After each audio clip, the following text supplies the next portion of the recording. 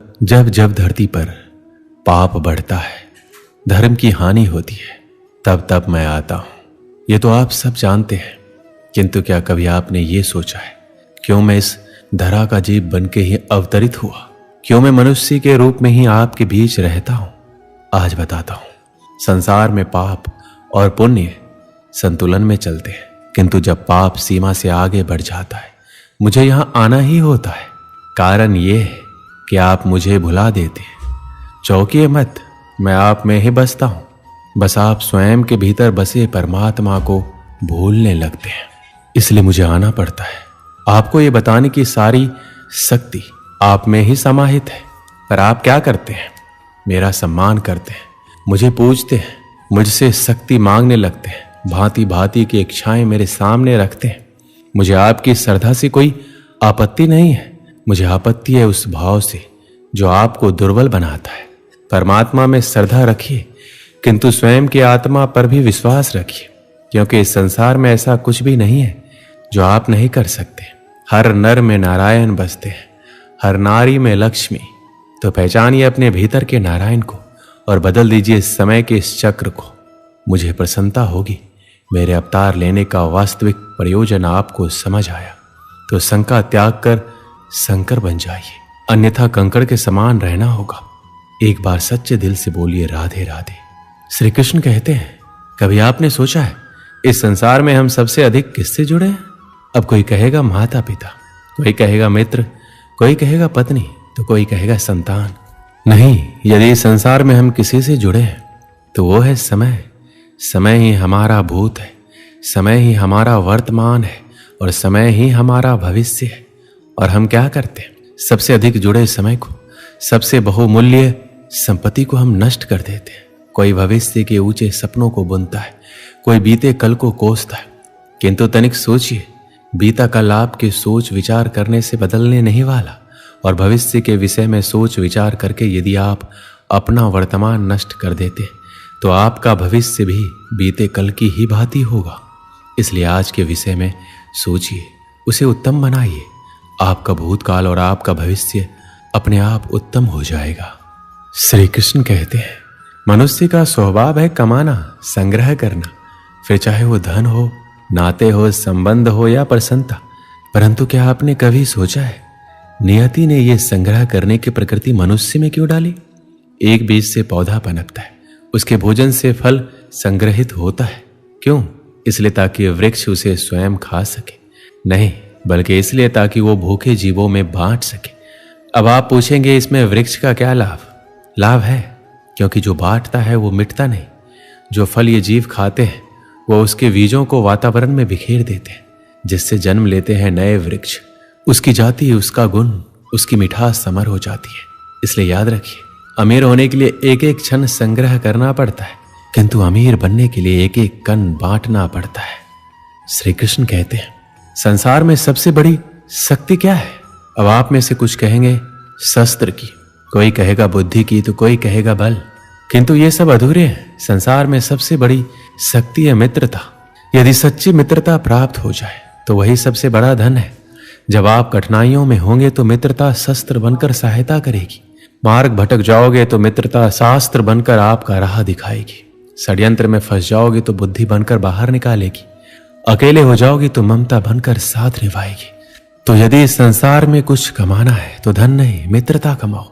स्मरण रखिएगा, यदि इस संसार में मित्रता बनाना आपकी सबसे बड़ी दुर्बलता है तो आप इस संसार के सबसे शक्तिशाली प्राणी हैं। श्री कृष्ण कहते हैं, जब से मनुष्य जाति का अस्तित्व बना है तभी से युद्ध भी अस्तित्व में आया।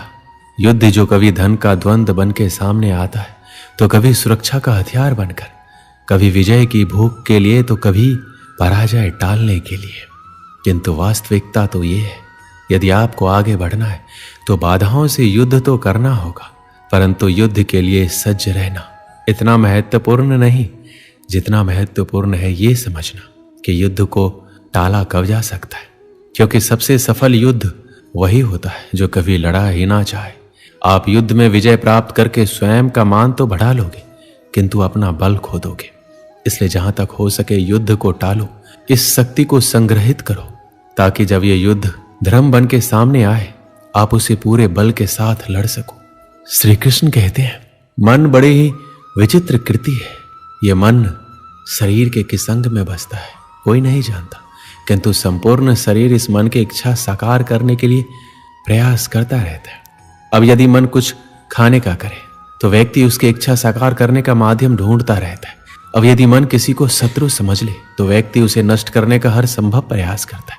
अब यदि मन किसी से प्रेम करे तो उसकी प्रसन्नता के लिए हर सीमा लांघने के लिए सज्ज रहता है।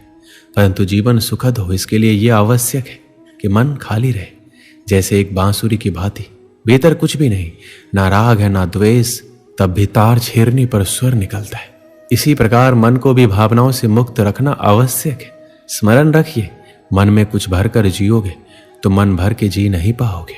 श्री कृष्ण कहते हैं, एक पिता के लिए उसकी संतान गर्व है, उसका अहंकार है, और संतान के लिए उसका पिता उसका आदर्श, उसकी प्रेरणा। बिना कहे पिता संतान की हर इच्छा समझ जाता है और उसे पूरा करने की चेष्टा करता है।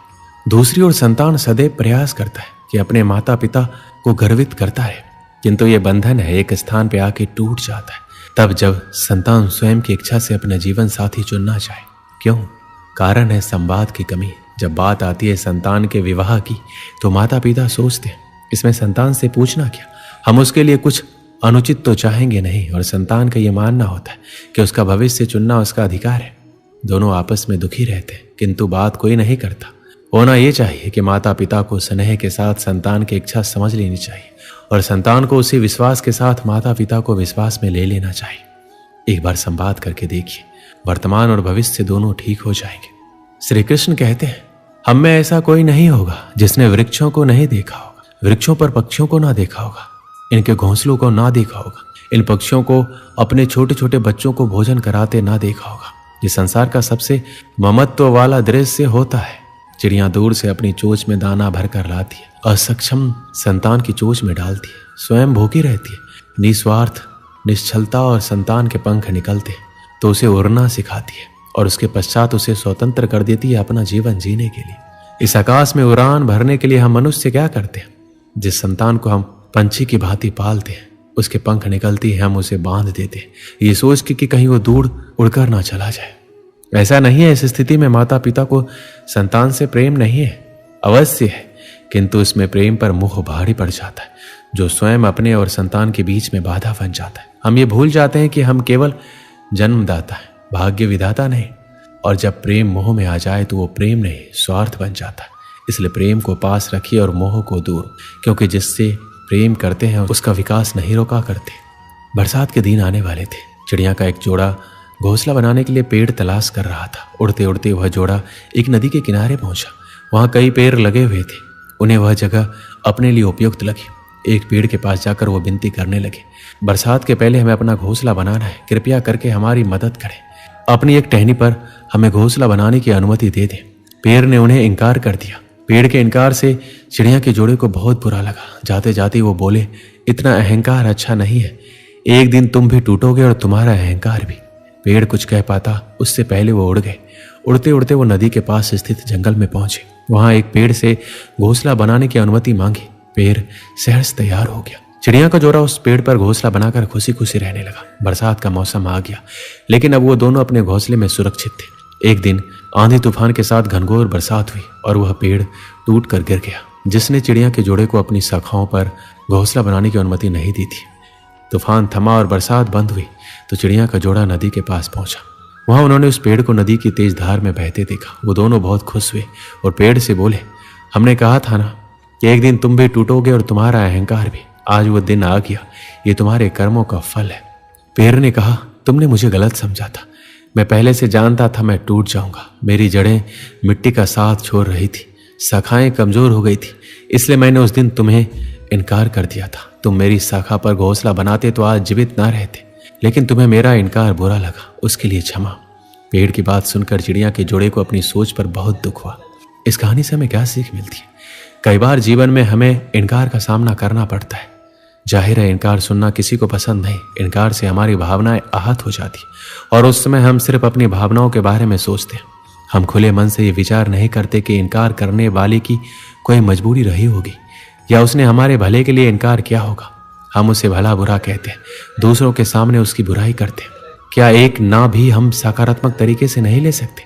अब से जब भी कोई ना कहे तो उसे दिल से ना लगाए, उसका बुरा ना माने। हो सकता है किसी की एक ना आपको बड़ी मुसीबत से बचा रही हो। दोस्तों, इस वीडियो में बस इतना ही। नवरात्रि की आपको ढेर सारी शुभकामनाएं। मिलते हैं अगली वीडियो में। अपना ख्याल रखिएगा। जय श्री कृष्ण।